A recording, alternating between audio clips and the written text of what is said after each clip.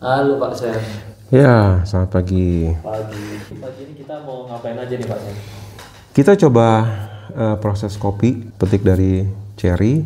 Kemudian kita akan membuat proses honey atau disebut juga dengan kadang-kadang pulp natural. Itu yang akan kita buat. Mungkin kalau ada waktu yang cukup, kita juga coba buat yang wash. Oke. Ya. Proses pasca panen kopi itu ngapain aja sebenarnya Pak Sam? Ada berapa macam juga? Jadi sebenarnya yang paling mendasar tuh ada dua macam, disebut dengan dry processing dan wet processing.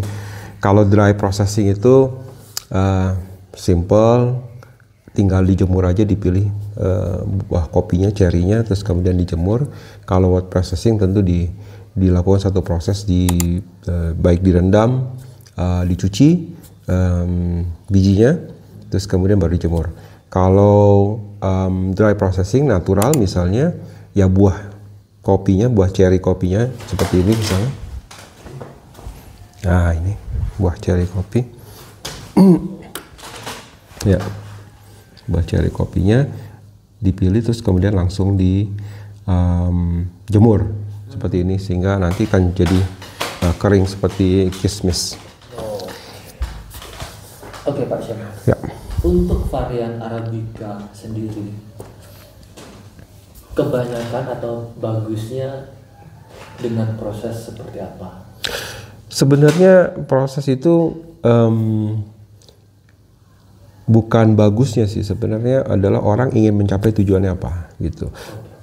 Kalau di tempat-tempat yang susah air, tentunya kan mereka lebih memakai natural process, lebih gampang, lebih simpel, dan tidak buang-buang air, jadi menghemat air dan juga lebih ecological, eco-friendly juga ya. Nah, kalau di tempat yang tidak masalah dengan air, orang ingin dengan wet processing karena ingin mengeksplor rasa kopinya itu benar-benar lebih keluar dengan dengan wash atau disebut dengan full wash, karena itu kan benar-benar dicuci. Fermentasi juga fermentasi natural, nggak dikasih bahan-bahan lain seperti ragi misalnya. Jadi benar-benar rasa, aroma, dan acidity-nya ada gitu dibandingkan dengan yang natural. Nah, kita hari ini mau coba yang in between. Jadi kita pulp kopinya. Jadi kita jemur bukan buahnya, tapi kita jemur bijinya setelah dikupas, tapi kita nggak cuci. Jadi fermentasi terjadi secara natural waktu dijemur, karena nanti kita bisa lihat masih ada mucilage di luar biji. Itu sebenarnya sugar, banyak sugarnya, mucilage, dan itu yang membuat jadi proses fermentasi secara natural, tapi lebih singkat dibandingkan kalau kita rendam 24 jam atau 48 jam. Kalau honey proses tadi apa keistimewaannya Pak? Nah, kadang-kadang orang ingin flavor profile dari processing method tadi. Jadi ada impact terhadap profile dari rasa, dari flavor kopi itu dengan processing. Misalnya contohnya kalau kita dry processing natural ya, dengan katakanlah dengan kita bandingkan dengan wet processing, maka si aroma itu akan kurang lebih untuk natural kurang sedikit. Jadi misalnya lebih sedikit, plus kira-kira 1,5 poin lah misalnya. Kalau kita rata-rata misalnya di wet processing dengan dry fermentation, misalnya kita sebagai acuan katakanlah nilai 2.5 gitu ya. Kalau 2.5 dari skala sampai 5, jadi kita ambil middle-nya begitu. Kalau kita dengan natural, maka aromanya akan lebih enhance sekitar 1,5 poin. Okay. Kalau kita pakai wash tapi wet fermentation, aromanya kurang 0,5 poin. Tapi kelebihannya? Kelebihan acidity-nya plus 1 poin. Dimana kalau natural acidity-nya -1 poin, kira-kira gitu. Ada lagi misalnya seperti kalau mau yang bodinya lebih tebal dengan natural itu kira-kira +1 poin. Kalau kita wash dengan wet fermentation atau disebut juga anaerobic itu -0,5 poin. Oke, jadi setiap proses punya Impact masing-masing, punya sebenarnya impact terhadap profile flavornya dari kopi yang biji yang sama dengan proses yang berbeda. Nah, tentunya sebagai roaster yang akan merosting green bean ini dia harus tahu prosesnya ini apa. Karena dia harus me-enhance apa di situ nanti. Apa yang harus dia perhatikan gitu. Misalnya kalau traditional pub natural ya, atau kita sebut yellow honey. Jadi honey ada yellow honey, ada black honey. Black honey itu lebih lama proses pengeringannya. Jadi dia di shade supaya pengeringnya lebih pelan-pelan begitu. Berapa hari lamanya itu, Pak? Oh, bisa sampai tergantung cuaca sih. Mungkin 3 minggu sampai 6 minggu bisa. Memungkinkan nggak kalau di Bali atau di Kintamani? Memungkinkan aja, cuman lebih lebih banyak manpower ya, karena kan harus dijemur, dipara-para, kemudian dikasih paranet begitu supaya nggak langsung panasnya. Jadi terkontrol. Kalau hujan harus tutupin lagi. Harus cepet-cepet. Iya, contoh begitu. Kalau kita pakai pakai solar dryer seperti yang kita punya, otomatis nggak bisa karena kan panasnya udah pasti lebih panas. Jadi akan lebih cepat kering. Nah, kalau kita pakai tadi traditional pulp atau yellow honey, itu fermentasinya kan di awal waktu kita mau ngeringan, nanti kita bisa lihat seperti apa. Jadi waktu si roaster ini harus tahu bahwa dia nggak boleh over roast karena dia harus develop fruitiness. Kalau dia over roast, ya udah hilang keunggulan fruitinessnya tadi. Jadi point plusnya hilang. Jadi dia mesti tahu prosesnya apa sebagai roaster, kemudian dia apa yang mau dia develop gitu. Umumnya seperti itu ya. Karena kadang-kadang kalau roasternya nggak dikasih tahu, dia cuma saya mau bikin espresso, ya udah dia bikin sampai gosong aja mungkin. Kadang-kadang begitu kan. Jadi harus tahu yang mana untuk hasil yang terbaik ya. Gitu. Jadi bisa dikatakan proses pasca panen ini membentuk jati diri kopi itu ya, Pak ya? Iya, tentunya hasil dari profilnya. Hari ini kita main ke kebun Pak dengan biasa pastinya di agrowisata Haji Kopi Lanjut Bintang. Kita ngomongin kopi kali ini.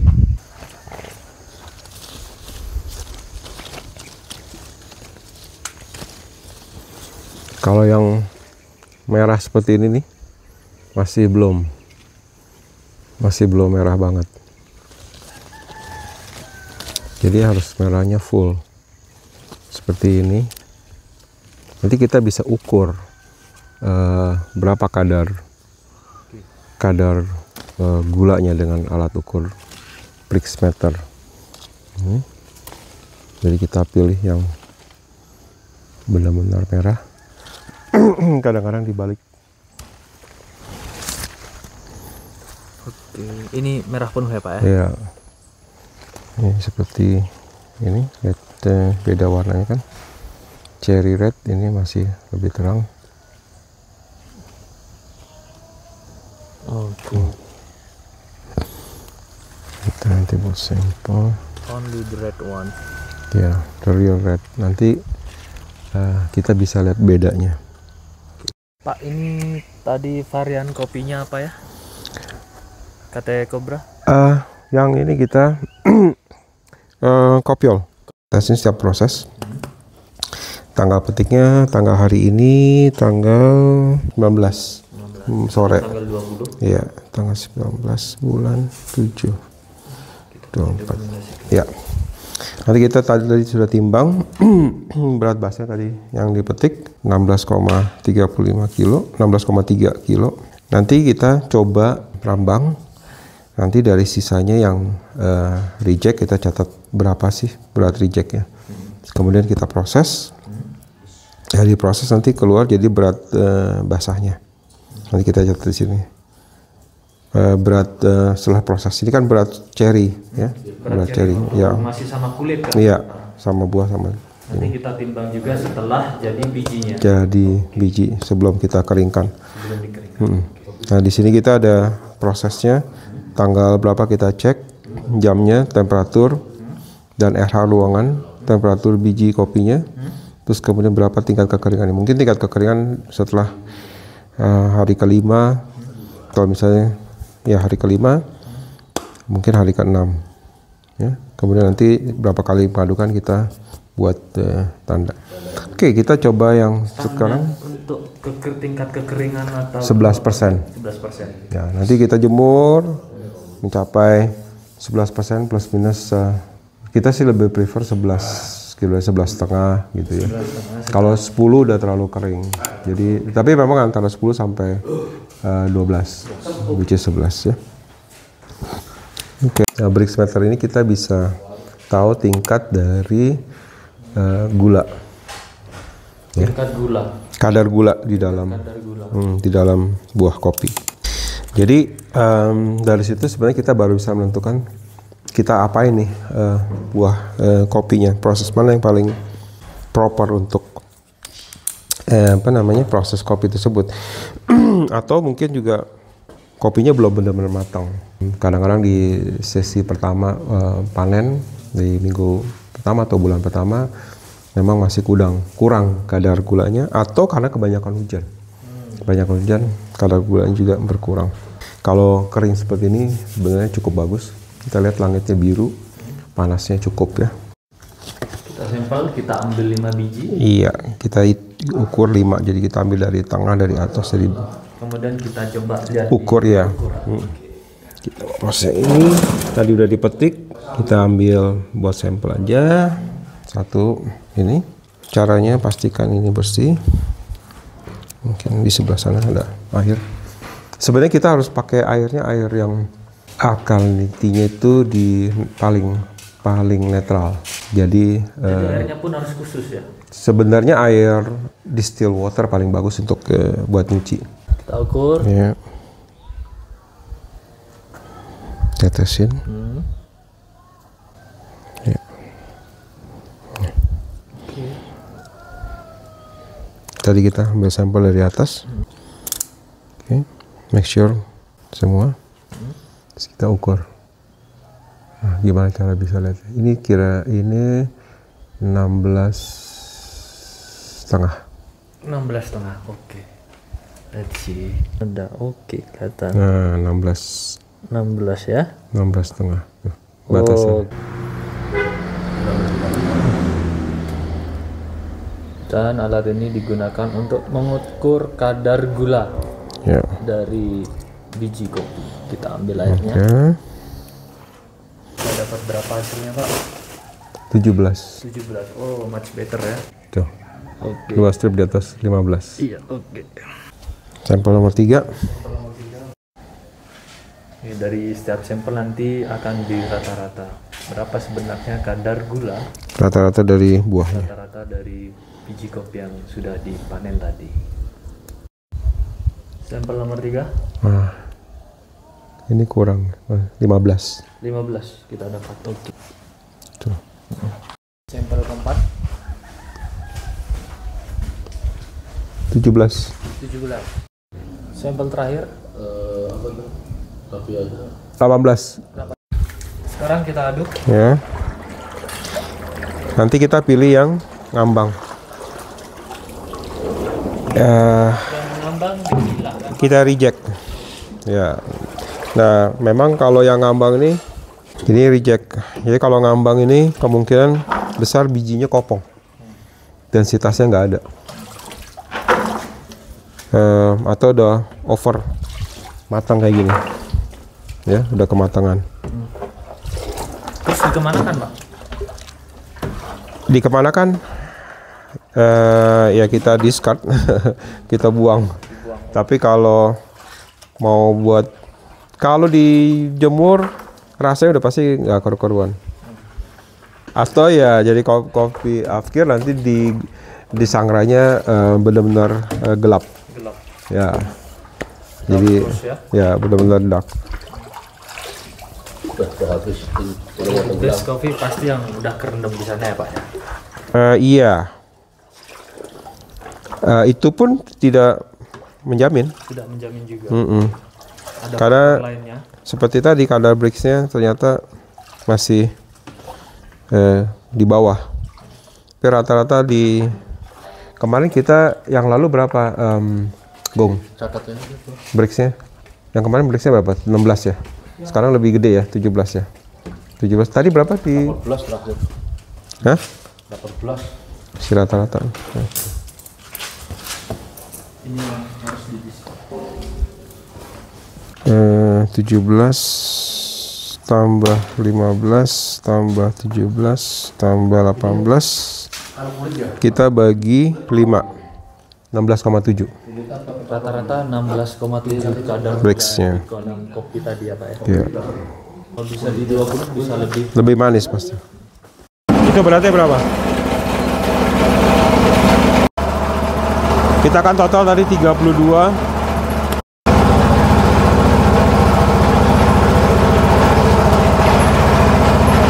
Rejectnya ya.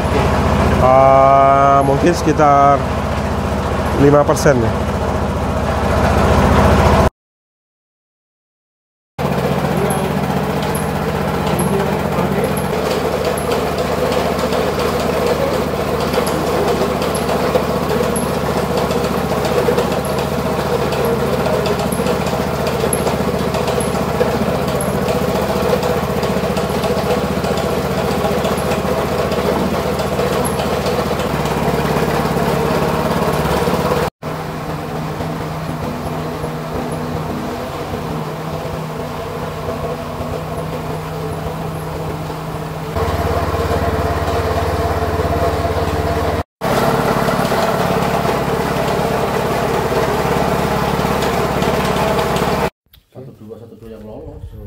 Jadi ini kulit kopinya bisa dibikin jadi ekoenzim.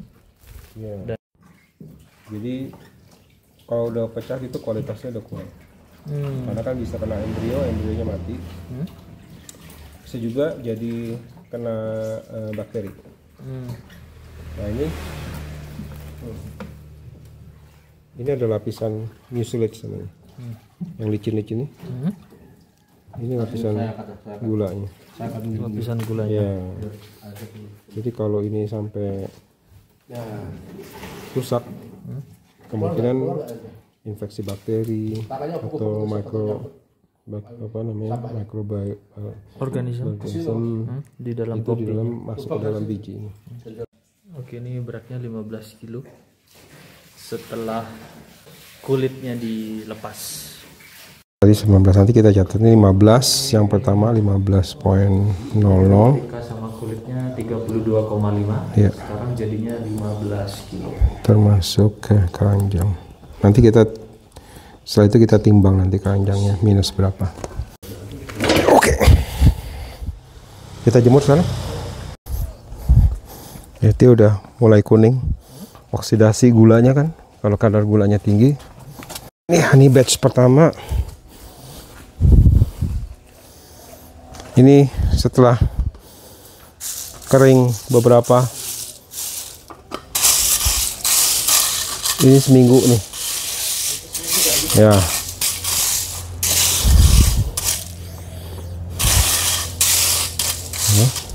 Coba honey ini natural. Usia berapa hari Pak? Mesti lecutan kayaknya seminggu lebih. Kita mesti waktu jemur kita mesti juga perhatikan kalau wanginya wangi busuk, berarti ada apa namanya bad bakteria atau apa ininya nggak bagus kopinya.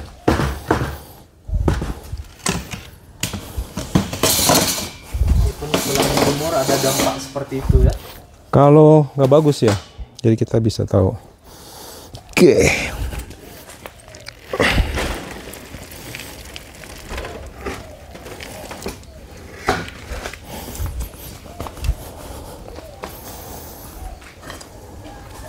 Ini ada mucilage, jadi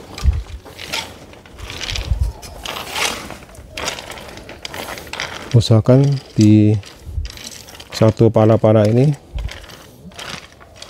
rata ya, nanti kita gampang tinggal take out ini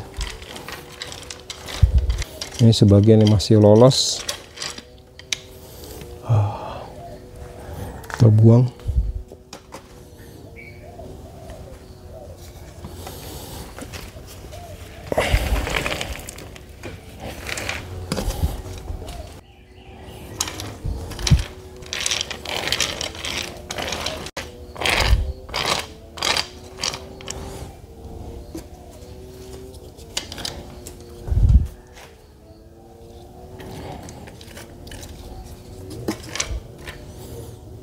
Satu ini tuh harus rata di atasnya. Dan nggak boleh tumpuk. Iya. Nah, ini gitu. Iya. Nanti sering dibalik juga diaduk. Nah kalau udah kayak begini nih, kopong, kita take out. Ya setelah dikeluarkan. Padahal sudah dirambang masih ada yang lolos juga kan. Nah sekarang kita pisahkan. Masih ada yang kulit-kulitnya kita ambil, mata kadang-kadang ngaduknya kurang, maka itu kita perlu quality check. Ya quality control nih ya. Lumayan harus ekstra ya Pak ya. Iya, kalau kita mau menghasilkan yang kopi yang bagus ya, memang costnya akan jadi mahal kalau kita lakukan manual. Jadi kalau ini kita buat sampel test, paling tidak kita tahu hasilnya dulu. Kalau kita buat seperti ini, hasilnya gimana. Jadi panen yang berikut, maksudnya kita petik yang berikutnya kita bisa lihat. Karena masih sampai bulan Agustus sih masih akan ada kopi. Kopi akan terus panennya. Karena kita petiknya kan merah, jadi sebagian-sebagian. Untuk dibolak-baliknya sehari 2 kali. Oh, sehari 2 kali. Kenapa begitu Pak? Iya, karena kan supaya lebih rata 2 kali atau bahkan 3 kali. Jadi selalu kita monitor temperatur, tingkat kekeringan, terus kemudian kita balik, terus kita ukur lagi kalau kita mau tahu berapa rate-nya. Nanti kita pick semua nih. Kekeringannya bisa sampai 10 sampai 11 ya? 11% kita angkat. Wash.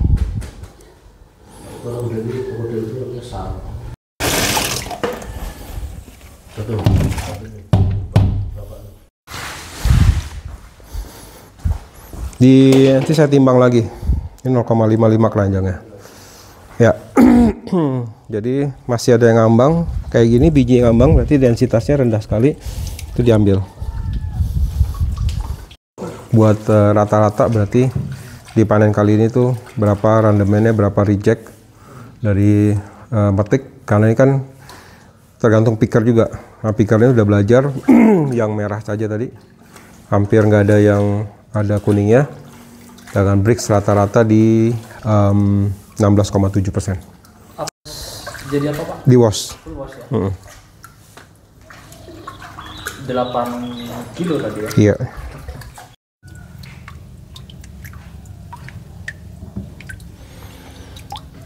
Tuh, atau karena jadi udah black. Ya? Jamur ya Pak ya? Infeksi jamur. Mungkin karena gigit serangga. Oke. Dan defect ya Pak ya? Defect. Tak licin. Sekarang kita buat supaya lebih keset, kita aduk.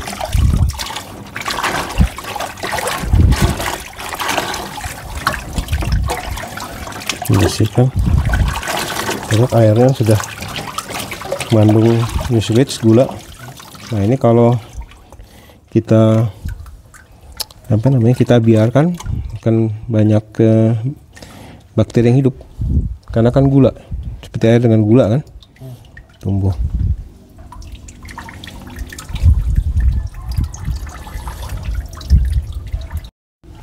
Mungkin kita sortir pakai mesin sortir, jadi yang kecil-kecil pindah dulu sehingga nggak disortir di akhir. Kan kita buat sampel, kita sortir. Ini air bilasan pertama ya Pak ya? Ya, kan kita ini kita rendam. Setelah direndam, nanti hasil dari fermentasinya kita cuci lagi. Kalau enggak ya kita enggak, bisa juga kita jemur lagi semi.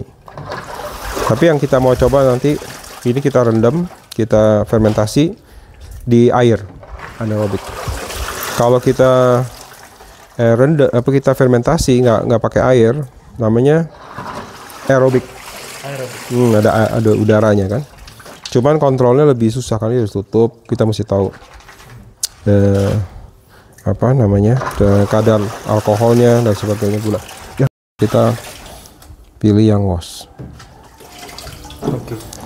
Jadi yang bagus kalau kita bisa mencapai Brix meternya di 20%, 21, 22. Itu tingkat rata-rata kematangannya udah benar-benar pas. Tapi tergantung jenis kopi juga sama kondisi, seperti saya bilang. Kalau banyak hujan, kadar gulanya iya efek. Makin Kita dapat di rata-rata 16,7 ya, 16,7, which is okay lah. Mendekati 20 ya, di 15, 16 ya. Kalau hijau banget tuh mungkin cuman di 5%.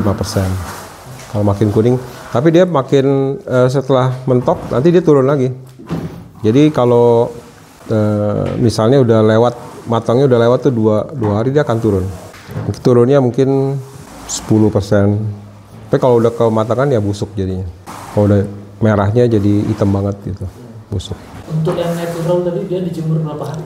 Natural tergantung sampai tingkat kekeringan di 11%. Plus tergantung matahari. Ya. Ada yang 2 minggu. Paling cepat? Oh, nggak boleh terlalu cepat. Nggak boleh. Ya, kalau terlalu cepat justru bahaya. Oh, kenapa? Karena dalamnya pasti belum kering. Kalau diukur luarnya udah kering, dalamnya belum kering. 11% kadar. Iya. Kan dia ukur harus hitung rata-rata. Jadi kalau terlalu cepat nanti terjadi yang disebut dan encapsulation. Jadi dalamnya tuh belum kering, tapi luarnya udah kering karena terlalu cepat. Nah itu seringkali problemnya kalau panennya di gunung terus dibawa ke pantai, dijemur di bawah, kan cepat keringnya. Ya, jadi hasilnya tidak, kualitasnya tidak bagus, tidak sebagus kalau kita jemur dengan rate, karena ada rate kenaikan suhunya. Jangan lupa ngopi.